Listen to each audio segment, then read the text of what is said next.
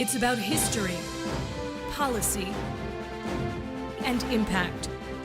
A new perspective on current affairs, bringing experience, insight, civility, and scholarship to the urgent issues of today. It's about our past, present, and future. Your host, Pulitzer Prize-winning author and journalist, Douglas Blackman. From the University of Virginia's Miller Center, this is American Forum. Welcome back to American Forum. I'm Doug Blackman. It has become something of a tradition in our country to stop at the first 100 days of a new presidency and use that length of time to gauge the success or failures of an administration, compare that record to past presidents, and to look for signs of what the future may hold. The roots of the 100 Days obsession go back to July 24th, 1933, when Franklin Delano Roosevelt used it on the radio during a fireside chat. Conveniently, his first 100 days had already gone by, and the administration had pushed an historic 15 major legislative initiatives through the 73rd Congress, launching his New Deal to save America from the Depression, and over the next generation, dramatically transforming the social structure of America.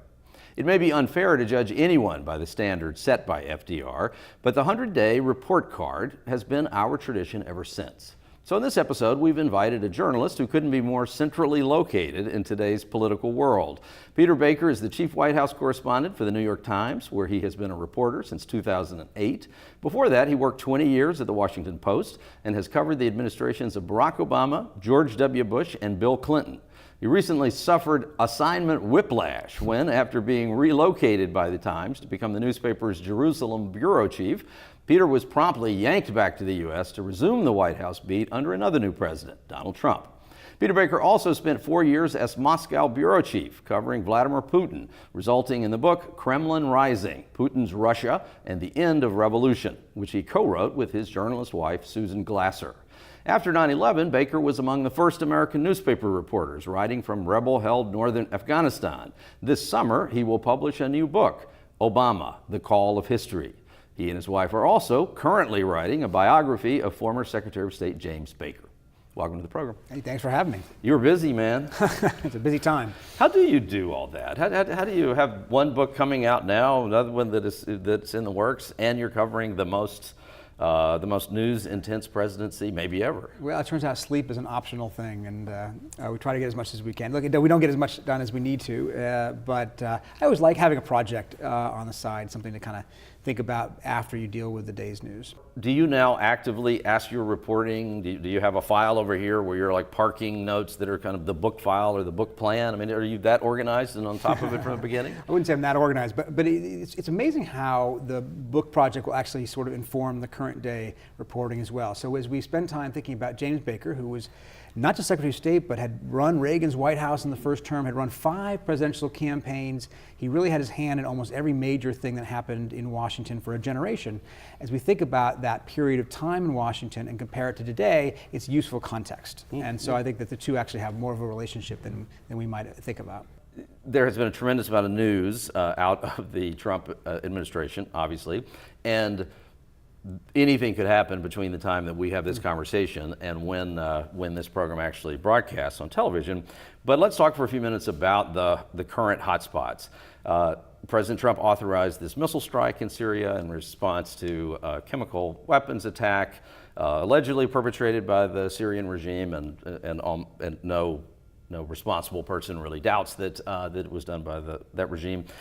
That response by President Trump has gotten across the board pretty high remarks from both conservatives and liberals. But what do you make of the high marks that President Trump is getting for this one sudden act of decisive response in Syria?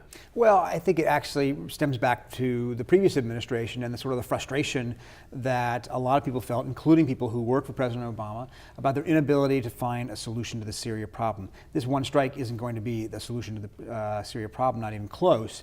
But it was interesting to see not just Republicans cheer on President Trump, but actually a lot of former Obama aides say, hey, it's about time.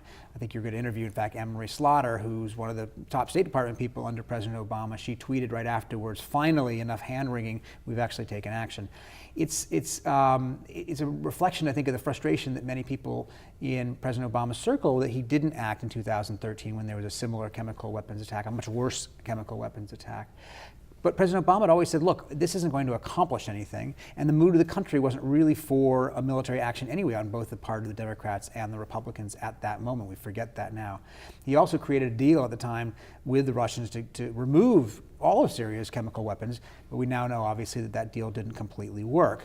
But, you know, I think it's also a sign of a sense on President Trump that, okay, actually, he is within the four squares of traditional American foreign policy. We may or may not agree with the strike, but this is something that other presidents have done, and it was proportional. It wasn't over the top. He didn't start sending in lots of troops. And I think that there was a sense that, okay, we understand this kind of foreign policy, at least whether we agree with it or not. But is that part of it? Is just that, okay, finally the guy does something that is normal for a president and feels decisive? And didn't feel like it had been messed up in some way? Yeah, I think that's exactly right. And he has a good team around him of people like Jim Mattis, the Secretary of Defense, and H.R. McMaster, the National Security Advisor, who are reassuring to many of the establishment people in Washington, both Republicans and Democrats. And he didn't take it beyond that. What's interesting is, you know, when we watch President Trump's Twitter feed, he's willing to say or troll basically anybody, you know, anybody at least within the borders of the United States. If he feels offended by them, he's going to say whatever he feels like on Twitter. He didn't do that with Bashar al-Assad. He didn't try to escalate this beyond this one episode. Now, that may mean that this is therefore a one-off and goes away and doesn't really change events on the ground. That's going to be a really interesting question, because he doesn't seem any more inclined than he was during the campaign to suddenly involve us in that civil war more deeply, a quagmire that President Obama spent a long time trying to avoid. We did have candidate Trump, who along the way said that the American military was in terrible shape. He loved the soldiers, but the military was in terrible shape, that he knew more about these issues than the generals do. Now we have a very different looking kind of picture where he believes the intelligence reports that say Assad ordered this gas attack. What's happening here? You know, is it that the president now has turned over some of these areas of responsibility to other people and now has confidence in them and has confidence in some intelligence stream? Or is it still just kind of making it up every day as he goes along? Yeah, that's a great question. Look, there's an education process for any new president. And that's what we see in every first 100 days. It's particularly pronounced for this one. Why is that? Because, of course, he's the first president in American history never to have served in government or military. It's all new to him. And even politicians who have served at lower levels, it's hard enough for, but they at least have some political instincts. They have some instincts about issues. They have some understanding of how things work. This is all new. So President Trump is he's getting some on-the-job training in that sense, and how he adjusts to that will be an interesting question. He is an unpredictable person, so I think that we have to be careful when we sit there and think, aha, this is a pivot from this type of president to that type of president. Any given moment, it could change back or change in a whole different direction. Which is what we saw through the campaign, when there would periodically be these, the presidential version of Right. Donald Trump has appeared, and then things would shift back another way. Donald Trump is still Donald Trump. Yeah. So does this seeming moment of coherence, or whatever it is that we're seeing right now, does it relate to what we've heard about in terms of this tension between the president's son-in-law, Jared Kushner, and his chief strategist, Steve Bannon, though now the president says he's his own strategist, but whatever this palace intrigue is, does all of this relate to that somehow? Is it the emergence of a different advisory voice that has a more cohesive idea of how this administration should work? Or? When you have a president who doesn't have political experience and doesn't seem to have a very defined core ideology, you're going to have a fight for the control of that presidency, and that's what's happening here. So it's not just a matter of personnel or who's up or who's down, classic Washington scorekeeping. It's a matter of, what does this presidency stand for? And people are trying to puzzle that out. Is he the sharp, conservative, populist, the firebrand that we saw at various moments on the campaign trail? We're going to ban all Muslims from coming into the country. We're going to throw out 11 million illegal immigrants. We're going to get rid of Obamacare on day one. We're going to move the embassy in Israel to Jerusalem. Or is he the more pragmatic New York businessman who frankly likes to cut a deal and was a Democrat in the past and I think we see on different days different Donald Trumps. And so when you see a Steve Bannon and a Jared Kushner and a Reince Priebus fighting with each other, they're really fighting for Donald Trump, and they're trying to influence the president and push him in a different direction. For Steve Bannon, it's important to stay true to the ideals as he saw them of the campaign, which means stick close to the conservative populism, the nationalist kind of approach that he had championed, because after all, he says, you're not going to win over those Democrats anyway. Don't try to cater to them. Stick to the people who brought you here, and they're going to deliver a second term to you.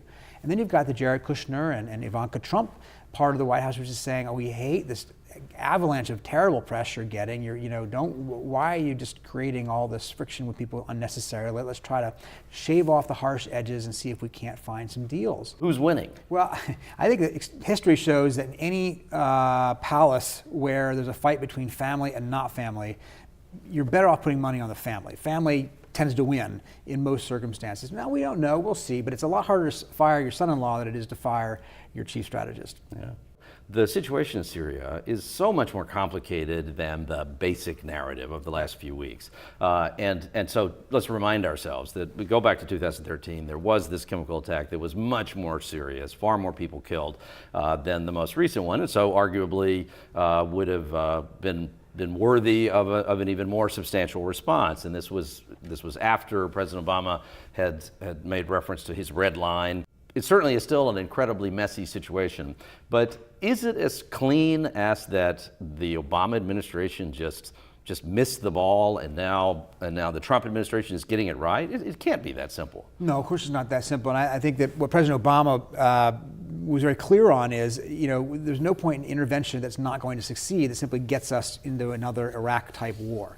And in that sense, he had, his finger on the pulse of the American people. The American people didn't want another Iraq war either. And President Obama was constantly frustrated by the critique of his Syria policy and basically saying, well, fine, what would you do?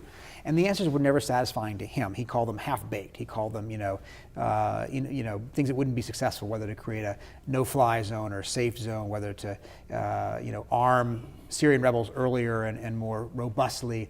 But he was a party of one within his own White House on that. There was genuinely an appetite, a desire by people working for President Obama to do more. And while none of their solutions were clearly magic wand fixes, they felt that there was a moral obligation to get more involved, not to necessarily have a big Iraq-type presence, but to be at least more aggressive. Now, President Trump has not decided that means he's going to suddenly take on the Syrian civil war as his priority. He said during the campaign, Syria is not America's problem. That was his quote on Twitter.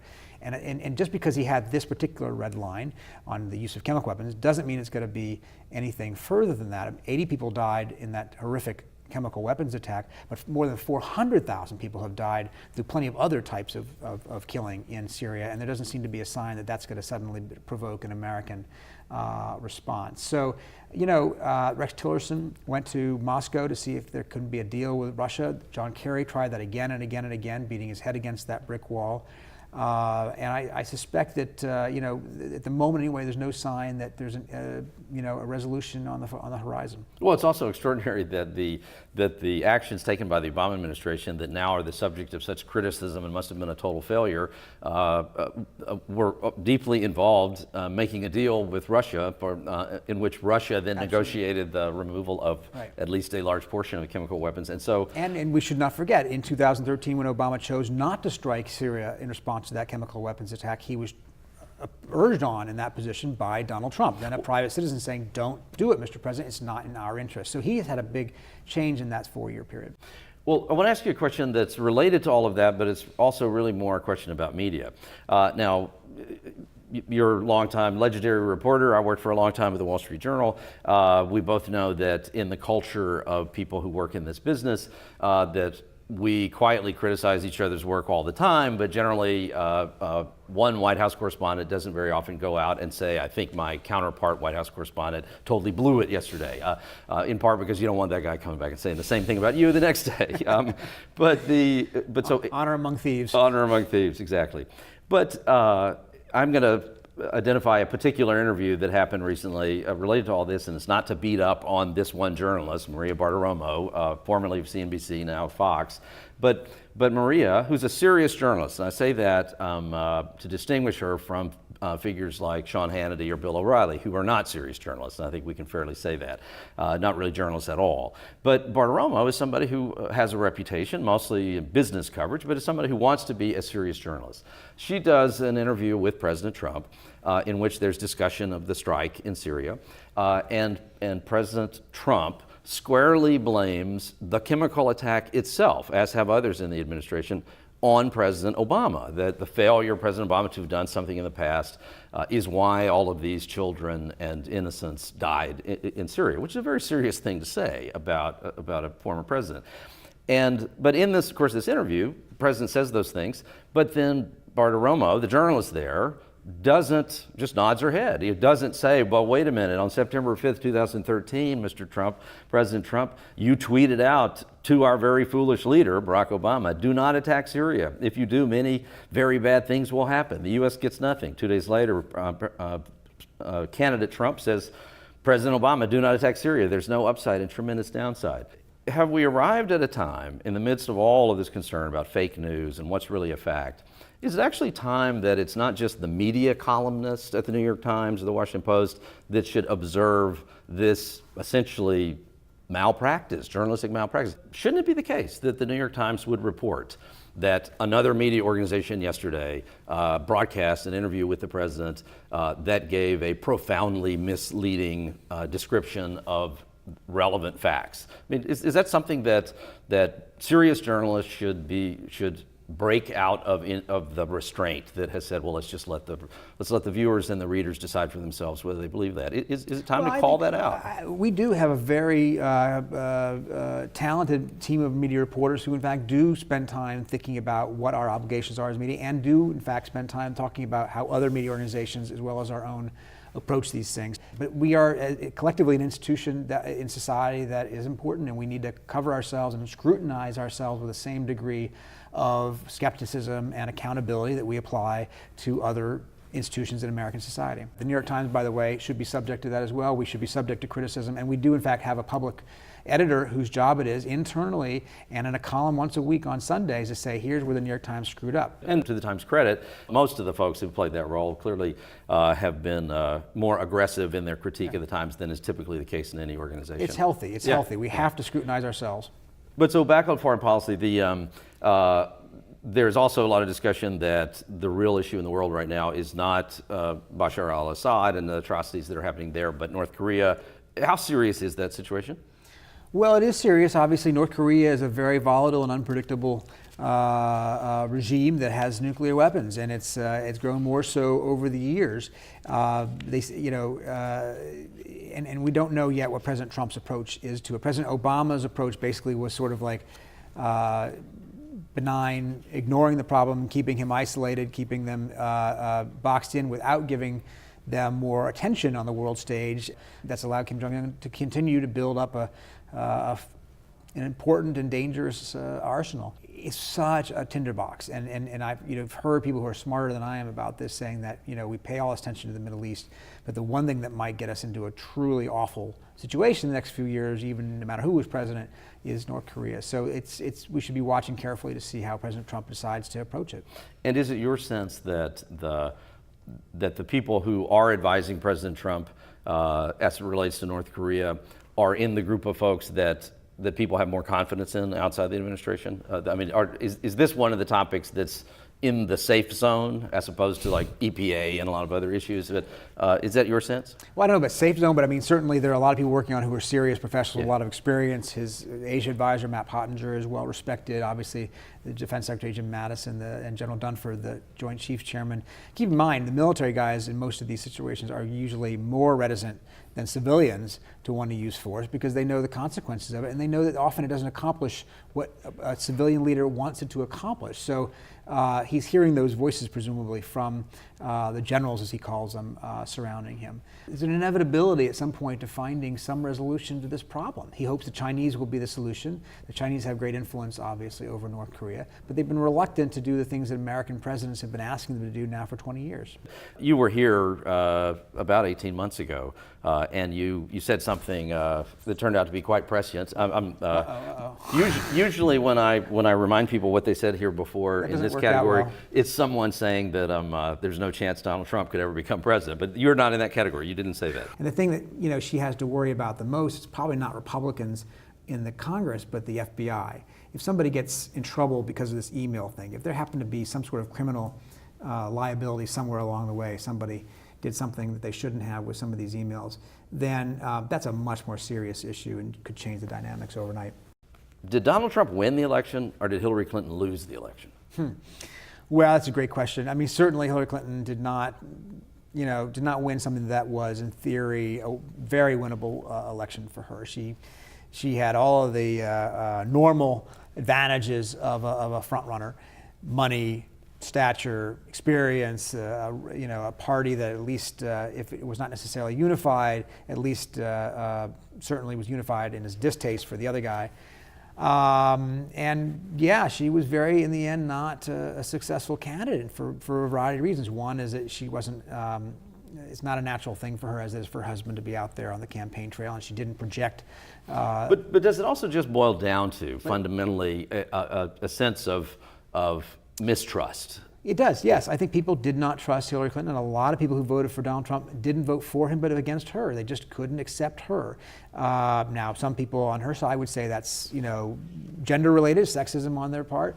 Some people would just say, look, it is a trust thing, that the email thing corroded that. And some people, by the way, would blame the media for, on the left, they would blame the media for emphasizing that when we knew that the Russians were meddling around in there. So the Clintons have been on the stage for a long time. And there was clearly a certain exhaustion, I think, with that. And there was a desire on the part of at least a certain part of the American public to move on, do something different, to shake things up. Mind you, it's still a minority. She won more votes than he did by 3 million, but that's not the way the system works. And I think there's plenty of reasons to look at for why it didn't work. Whatever side of the political equation anyone is these days, they have a sense that we're a country in crisis in some fashion, that our political process is deeply troubled, that there are all kinds of things going wrong. You must be, if you're not the smartest, most informed man in America, you're certainly in a very small group of people that would fit that definition. And it's not your job as a journalist to do this, but I'm going to ask anyway. Give us a solution to anything. Pick something and give us a solution. What is something that a citizen could do? What is something President Trump could do? What is something that journalists could do? But give us a solution to something. Wow. Look, I'm a big fan of America, and I'm a big fan of American institutions. And I think that the truth is there's a lot of sort of hand-wringing out there right now because things do feel like they're discombobulated and it's really America, in a screwed up place right now. And I just have great faith that we're going to get through this moment, through the things that we've built over 200 years, 250 years. And, we've been through rough times before. We went through the 60s and the tumult over race and gender and the Vietnam War and Watergate. And we came out of that, and we are in a tough moment right now. We were in a tough moment after 9/11 and after the financial crash.